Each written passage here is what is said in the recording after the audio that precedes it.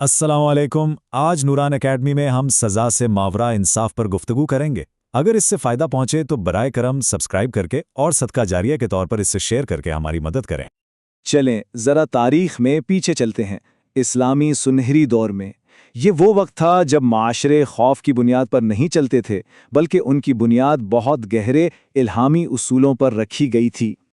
और ख़ास तौर पर जो बाजार थे ना, वो सिर्फ चीज़ें बेचने या ख़रीदने की जगह नहीं थीं।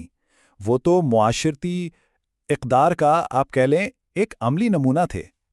वहाँ हुक्मरानी का मकसद डराना बिल्कुल नहीं था, बल्कि हर मामले को अदल व इंसाफ की कसौटी पर परखना था।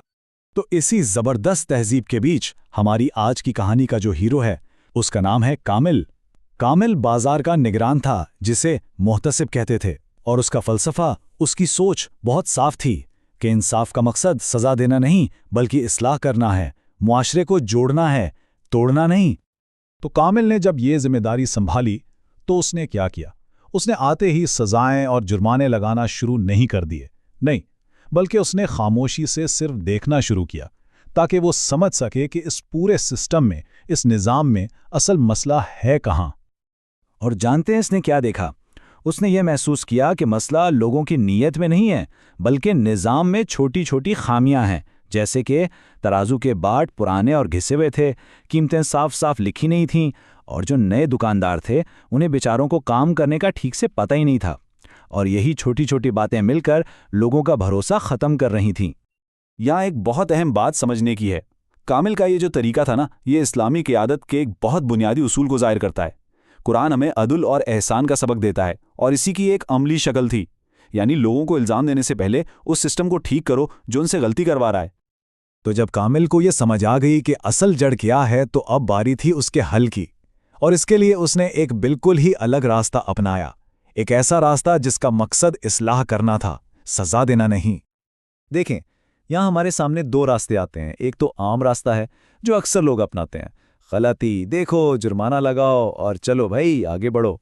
ये तेज़ लगता है, पर कामिल ने दूसरा रास्ता चुना, नबवी हिकमत वाला रास्ता, कि पहले सिस्टम को समझो, फिर सबको इकट्ठा करके समझाओ, और किसी एक की बेइज्जती किए बगैर मसले को ठीक करो। तो कामिल ने यही किया। उसने नमाज के बाद सब ताजरों को इकट्ठा किया और किसी का नाम लिए बगैर उन आम मसलों पर बात की जो उसने देखे थे। इसी को कहते हैं तज़लील के बगैर इस्लाह। मकसद सिर्फ रहनुमाई देना था, किसी को शर्मिंदा करना नहीं। ये असल में रहमत का एक अमली नमूना था। लेकिन देखें, सिर्फ नसीहत से तो काम नहीं चलता। कामिल को यह बात अच्छी तरह मालूम थी कि असली तब्दीली के लिए कुछ अमली काम भी करना पड़ेगा। तो उसने फिर ऐसी इस्लाहात की, ऐसे रिफॉर्म्स मुतारिफ करवाए जिन्होंने मसले को जड़ से ही ख़त्म कर दिया और एतमाद को दोबारा बहाल किया। और ये इस्लाहात बहुत सादा थीं, लेकिन इनका असर बहुत गहरा था। इसने क्या किया? सबसे पहले हुकूमत की तरफ से सबको सही मेयारी बाट मुफ्त में दिए। फिर ये लाजमी कर दिया कि हर चीज़ की कीमत साफ साफ लिखी हो। जो नए ताजिर थे उनके लिए ट्रेनिंग का इंतज़ाम किया, और जुर्माना, वो तो बस आखिरी ऑप्शन था जब कोई जानबूझकर बार बार गलती करे। और इस सब का नतीजा बहुत ज़बरदस्त। हाँ, ये सच है कि जुर्मानों से जो पैसे आते थे वो कम हो गए, लेकिन इससे कहीं ज़्यादा कीमती चीज़ यानी लोगों का एतमाद वो बहुत बहुत ज़्यादा बढ़ गया। और यही तो किसी भी अच्छे माशरे की असल दौलत होती है। ये हमें एक सुनहरी उसूल सिखाता है कि जब आप लोगों के लिए सही काम करना आसान बना देते हैं ना, तो उनके रवैये खुद ही ठीक हो जाते हैं। एक इंसाफ वाला निज़ाम ही एक अच्छे मुआशरे की बुनियाद रखता है। लेकिन कहानी यहां खत्म नहीं होती। कामिल का रास्ता इतना आसान भी नहीं था। उसे कुछ ताकतवर लोगों की तरफ से मुखालिफत का सामना करना पड़ा, और फिर एक ऐसा वक्त आया जब उसके उसूलों का असल इम्तिहान हुआ। बाजार के जो कुछ बड़े असर रसूख वाले ताजिर थे ना, वो उसके खिलाफ हो गए। वो कहते थे, भाई खौफ के बगैर तो ईमानदारी नहीं चलती। ये जो नरमी तुम दिखा रहे हो, ये तो पूरे सिस्टम को तबाह कर देगी। लेकिन कामिल का जवाब सुनिए, इसमें कितनी गहराई है। उसने कहा, खौफ से तो लोग अपनी गलतियां छुपाते हैं, जबकि जब माहौल साफ शफाफ हो तो मसले सामने आते हैं और हम उन्हें हमेशा के लिए हल कर सकते हैं। फिर बात यहां तक पहुंची कि कामिल को एक और बड़े ओहदे की पेशकश हुई, लेकिन एक शर्त पर कि उसे ज़्यादा सख्ती करनी पड़ेगी, और उसने साफ इनकार कर दिया। उसने कहा, अगर मेरा इख्तियार बढ़ जाए लेकिन लोगों का एतमाद मुझसे उठ जाए تو یہ میری سب سے بڑی ناکامی ہوگی۔ اصل کامیابی اختیار نہیں، اعتماد ہے۔ تو کامل کی یہ جو کہانی ہے یہ ہمیں حقیقی لیڈرشپ کا ایک بہت بڑا سبق سکھاتی ہے۔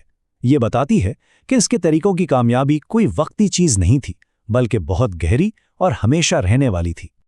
ہوا یہ کہ تھوڑے ہی عرصے میں بازار خود بخود ٹھیک ہو گیا، مطلب ایک ایسا سسٹم بن گیا جہاں تاجر خود ہی ایک دوسرے کو ٹوکتے، ایک دوسرے کی اصلاح کرتے، پورا ماحول ایسا بن گیا کہ ہر کوئی انصاف کا خیال رکھنے لگا۔ تو آخر میں کامل کی یہ کہانی ہمارے لیے ایک بہت گہرا سوال چھوڑ جاتی ہے کہ جب بھی کسی کو اختیار ملتا ہے، چاہے وہ گھر میں ہو، دفتر میں ہو یا حکومت میں، اس کے پاس ہمیشہ دو راستے ہوتے ہیں، ایک خوف کا راستہ اور دوسرا انصاف کا، ایسا راستہ جو لوگوں کے لیے آسانیاں پیدا کرے۔ یہی تو اسلامی طرز حکمرانی کی روح ہے۔ ایک حقیقی لیڈر صرف قانون نافذ نہیں کرتا، وہ ایک ایسا ماحول بناتا ہے، ایک ایسا سسٹم بناتا ہے جہاں انصاف اس کے بغیر بھی قائم رہے، جہاں نیکی کرنا آسان ہو اور نظام خود بخود چلتا رہے۔ پیشکش و تخلیق نوران اسٹوڈیو۔